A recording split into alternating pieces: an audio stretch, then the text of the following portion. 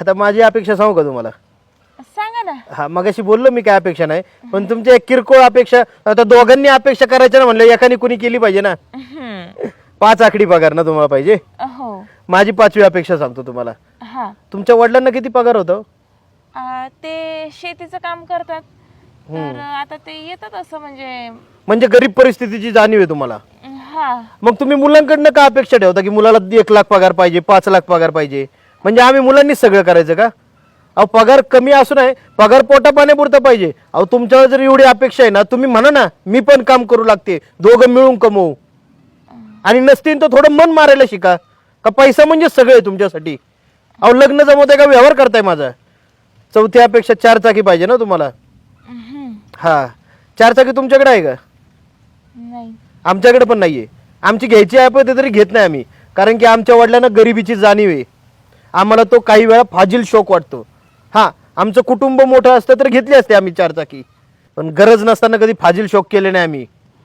आणि 3 BHK flat पाहिजे तुम्हाला. हा, तुमचं पत्र्याचं घर आणि तुम्हाला पुणे मुंबई 3 BHK फ्लॅटवाला मुलगा पाहिजे का? अहो, म्हणजे मुलांनी करायचं काय? लाखात पगार कमवायचा, फ्लॅट पण घ्यायचा, काय कर्ज फेडू फेडू मारता का? अहो, ज्यांना खरंच संसार करायचा आहे ना, एका खोलीत पण संसार होतो. केलं पाहिजे असं आहे. माझी इच्छा आहे, घ्यावा फ्लॅट, घ्यावा सगळं घ्यावं, पण अशी जबरदस्ती नाही ना केली पाहिजे.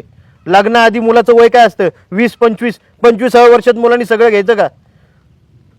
मी नावं नाही ठेवत, तुमच्या घरच्यांचं आयुष्य गेलंय, पण तुम्ही अजून पत्र्याच्या घरात आहे ना. आणि मग आमच्याकडून अपेक्षा करता का तुम्ही 3 BHK फ्लॅट? आणि काय दुसरी अपेक्षा?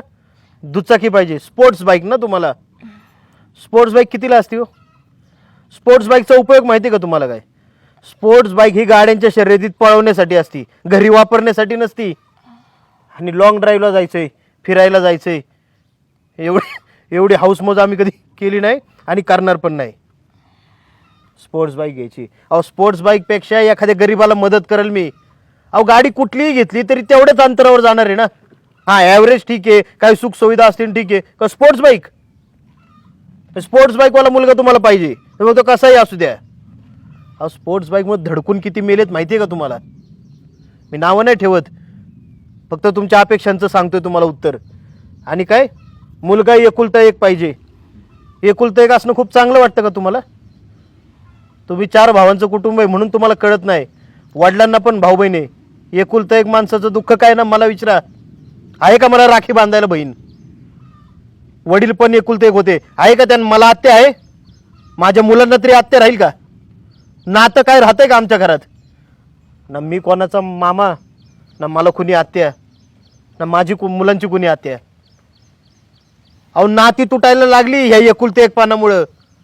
काही दिवसांनी मुलांना आत्या म्हणजे काय कळेल का? मुलगा एकुलता एक पाहिजे. मामा कळेल काही मुलींना काय असतो? आणि आई वडील नाही पाहिजे तुम्हाला ना. अहो, ज्या आई वडिलांमुळे मी आज जगात आहे ना, ते आई वडील जर नको असतील ना, तर असल्या मुलीशी मला लग्न करायचं नाही. तू कुठली महाराणी, राणी, राजकुमारी जरी असती ना, तरी तुझ्यासोबत लग्न नसतं केलं मी. आता माझी अट ऐक, तू लग्नच करू नको, तशी राहा. तुला बिना आई बापाचा मुलगा पाहिजे ना, शोध एखादा जर शिटवानगा.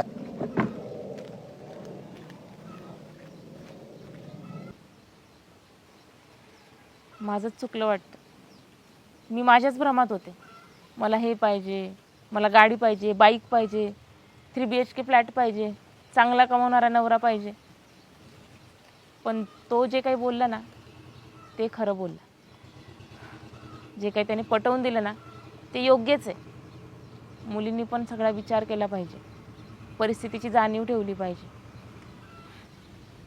आता हा विचारच डोक्यातून काढते. आणि मुलगा फक्त चांगला असावा, समजूतदार असावा, ही एकच अपेक्षा ठेवते.